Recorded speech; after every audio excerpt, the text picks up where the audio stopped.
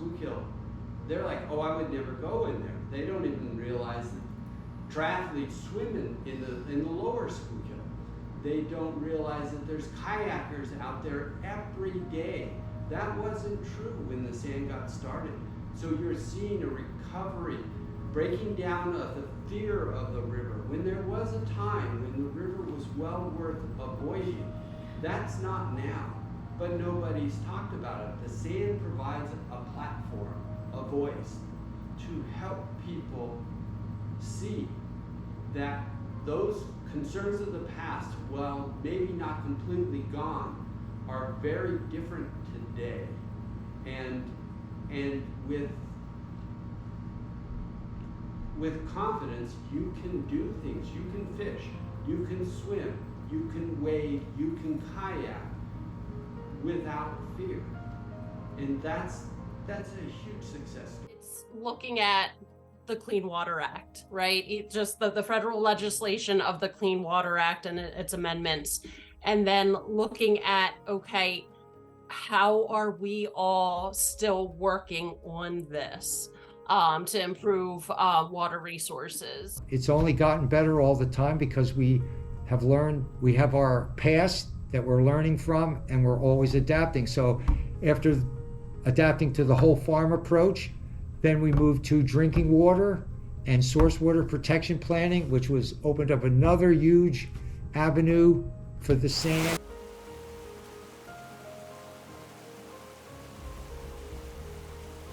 And sand in so many ways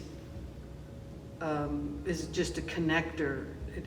Agriculture as a whole is so many different things go into it, and sand's one of those big things, whether it's land preservation, BMP installation, water quality. There's just so many different terms that you can throw out, and sand's part of so many different things, and they all rely on each other. There's like a symbiotic relationship to keep ag highly productive and sustainable, and all the things that it does when you have that foundation economically, socially, aesthetically. That's really key. And again, sand is a foundation, one of the stepping stones for all of those things. Yeah, that's a really poetic way to put it. We've been doing this for quite some time, and it's been a lot of fun, and the partnerships that Pam touched on the partnerships. That has been, getting to know my partners in crime has been really nice. Well, and we share information, and sometimes we trade projects if we think, sometimes, a lot of the times, you'll get along better with this one, and I'll take that one. That's worked out very well. And we always make the point that we are not competitors, because that comes up a lot. Oh, natural lands and you. And I said, we are collaborators in the best sense of the word. Very true. And I would have to add that, the work that Jack and Pam do for their organizations with conserving land is just so important to the work that we do. So we have in our region, we're pretty unique in southeastern Pennsylvania that we have these exceptional value and high quality streams. And so much of that is because of the conserved land in this area. And so we're very grateful for what you have done. Well, and I'm grateful for the science that I've gotten from Green Valley. Own role, expertise, and what they can bring to the table to make a lot of improvements happen. And not alone is really motivating, but it's also really impressive to see how the Schuylkill has improved over the years. A lot of rivers don't have the same story to tell. Stay because you're part of a group that you want to see be successful, and you want everyone to do their best, and you don't want to let anybody down, and you want to hold up your end for the better goal of the community. So this is not something that's far away. I love the rainforest. I want to see it protected, but this is where we live.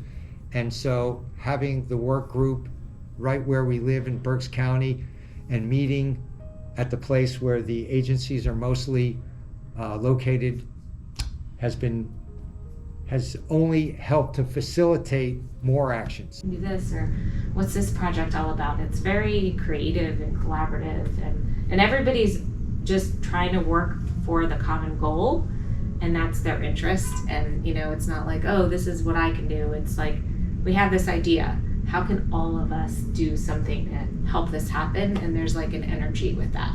So it's really cool.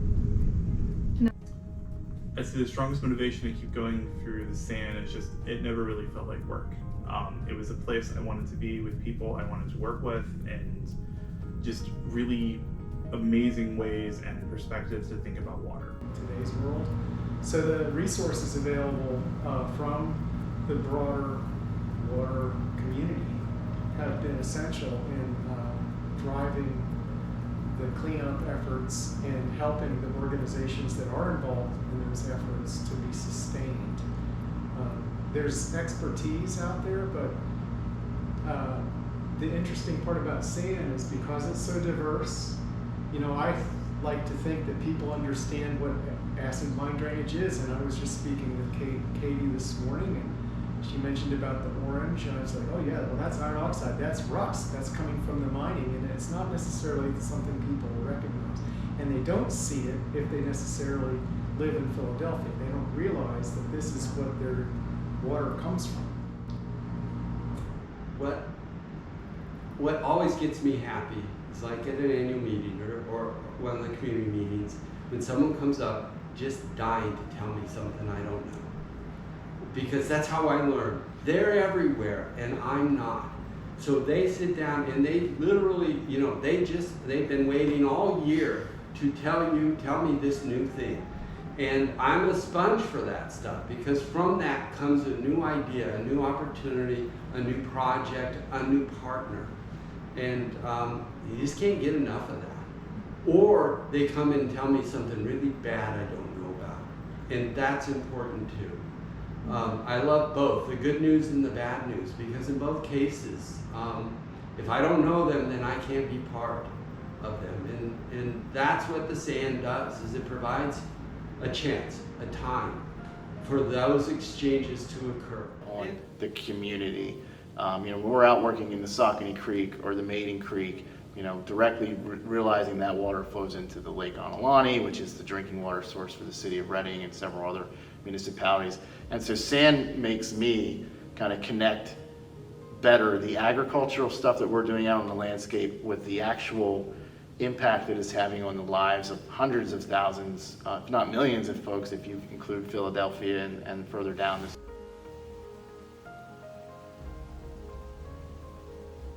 Just thinking of like the funding on the table that didn't used to be on the table, because Aqua and many other partners wasn't started by us certainly, but we came to the table for the Schuylkill River Restoration Fund, and we have a dedicated source of funding for the projects that we want to do, thanks to the Schuylkill River Greenways, Constellation, Philadelphia Water Department, of course, and other funders who have now come to the table to work together on pooling funding to help get projects in the ground. So it's, we have all these great ideas, and without funding, they don't go anywhere. So how did we come up with a proactive approach for that? And putting all of our money where our mouth was, I think it exemplifies what the SAN's about, and everybody coming together to just get things done. Somebody moves on to another job, or they get a promotion and they're no longer that directly involved in SAN. But because it was important to them, they've passed down that the significance and the value that they saw the SAN having to other staff members within their agency or their organization. And I think that sort of that kind of legacy is part of what's made SAN successful. Of course, they're implementing great projects and collaborating with partners all through the watershed, and each of those partners are doing important projects. And if those things weren't happening, the SAN wouldn't be successful as well.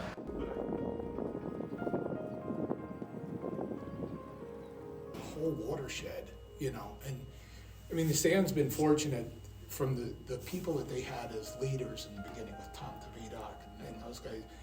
I mean, it's just constantly built and stayed focused. For 25 years, it's different people, but everybody coming in has really had an energy to want to keep this going, so I think it's really been a successful model. Yeah, I don't know if it's been replicated in any other stuff, so we know that each project we do now is building on what we did before. So to say, is one project better than another? Yes and no. Everyone's a learning experience, and it's been pretty exciting. So, I mean, even now we were just talking about this. What do you call it? Stump. Which one? The sludge judge. Sludge judge. Different tools never for heard testing about and that. things like that. 25 years, never heard of a sludge judge. So. I'll just start us off. I mean, honestly, the last 20 years has been just really great, and I just want to see, we're all working on the sand now. I just want to see it continue. I want to see these connections continue to grow, the partners continue to see this as a valuable venue for getting collaborative projects on the ground. And what I wish for them is just more success, more of the same, because they're doing great things. And and just growing and passing along these things. I mean, we've been involved in the sand so long. We need new ideas, new members to kind of not pass the baton, but just feel the same way that we do about the sand. That's I just hope that that's passed along, and then anybody new that joins the sand kind of starts to feel like we do, and they want to see momentum and all this partnership continue. So that would be my wish for the sand. Is that the new crop of sand participants, that they kind of become the leaders and are not afraid to push into new areas. Urban agriculture is a whole new space that we're pushing into, and I think it's in good hands. It's going to be in good hands. There's confidence that it'll be in good hands. The partners have kept working together, and that you can see those 5-year changes, 10-year changes. That's really cool to me. And my current role now, I get to see a wide variety of farms all over the county, and being able to continue to see those things develop, that's very satisfying. But the proof is really in the pudding. Are people getting reconnected to the water? And moving from a time when it was something to be avoided to a place where you seek it out for when you have time for recreation. And we still have a long ways to go, but we are now seeing people using the Schuylkill and its tributaries in ways that, 50 years ago people would never have dreamed of. So that's a huge accomplishment.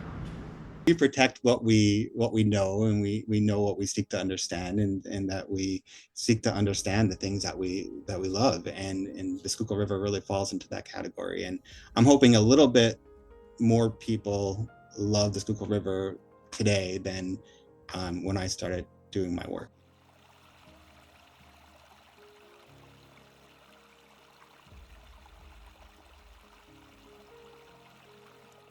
That's another thing, we've made some really great friends throughout the process, and just really gotten to know people we might not have really overlapped with, if it weren't for the network. So, good stuff.